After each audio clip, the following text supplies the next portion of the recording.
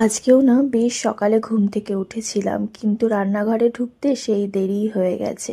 আসলে কি হয়েছে, চাটা কৌশিকই বানিয়েছে। তো চা খেতে খেতে ওর সাথে অনেকটা গল্প করেছি, কখন যে সময় পেরিয়ে গেছে বুঝতেই পারিনি। আজকে বেশ অনেক কিছু রান্না করব, ওই জন্য সেইভাবে সবজি তারপর মাছও বের করে নিলাম। মাছটা তো আগের দিনই কৌশিক এনে রেখেছিল, রুই মাছ।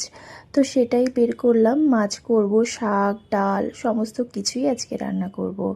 আসলে জানো তো, আমার না পদে পদে রান্না করতে বেশ ভালো লাগে। মাছটা যে আগের থেকে বের করে রাখবো সেটাও আমার মনে নেই, তাই ওই তো রান্না করতে গিয়ে মনে পড়লো তৎক্ষণাৎ মাছটা জলে ভিজিয়ে ডাল বসিয়ে দিয়েছি সেদ্ধ হতে। এদিকে ভাতের চালটাও নিয়ে নিলাম, চাল ডাল একসাথে বসিয়ে দেব, মানে ভাত আর ডালটা একসাথে বসিয়ে দিলাম। তারপরে এই তো সবজিগুলো সব গুছিয়ে নেব, একটা একটা করে রান্না করে নেব। খুব বেশি টাইম লাগবে না রান্না করতে।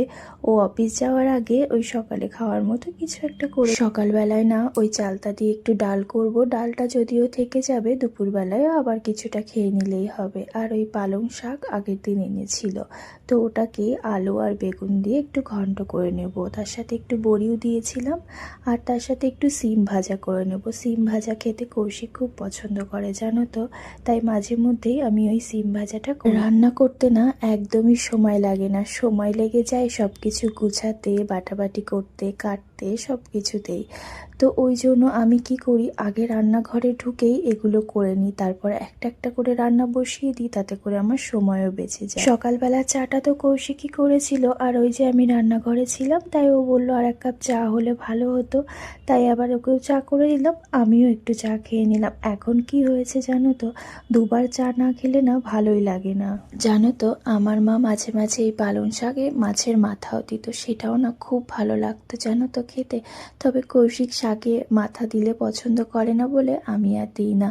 কৌশিকের মা দেখেছি এরকম নিরামিষ করেই এই পালং শাকটা করতো বড়ি দিয়ে। এখন না সকাল সকাল উঠে ওই ঘরের কাজ করে একবারে রান্নাঘরে ঢুকে পড়তে পারি। ছেলে স্কুলটা কয়েকদিন ধরে বন্ধ রয়েছে, ওই ফাইনাল এক্সাম আছে। রান্নাটা না বেশ খানিকটা এগিয়ে নিয়েছি, ওই সকালে খাওয়ার মতো রান্নাটা হয়েই গেছে। ভাবলাম যে ছেলেকে না একবারে স্নান করিয়ে তারপরে খাওয়াই, ওই শীতকালের বেলা তো, আর আমার ছেলের খেতে অনেক সময় লাগে। আজকে যেহেতু সকালে আমার হাতে একটু সময় ছিল, তাই ওকে একটু স্নান করিয়ে আমি খাইয়ে দিলাম। আমি খাইয়ে দিলে তাও একটু তাড়াতাড়ি হয়ে যায়, কিন্তু ও যদি নিজে একা খায় তবে অনেক সময় লাগে। কৃষকে খাওয়াতে খাওয়াতেই কৌশিক বলে উঠলো, তাহলে আমাদের ভাতটাও বেড়ে দাও, আমরাও খেয়ে নিই। তো আমি আর কি করব, আমরা দুজনেও খেতে খেতে ওকে খাইয়ে দিলাম।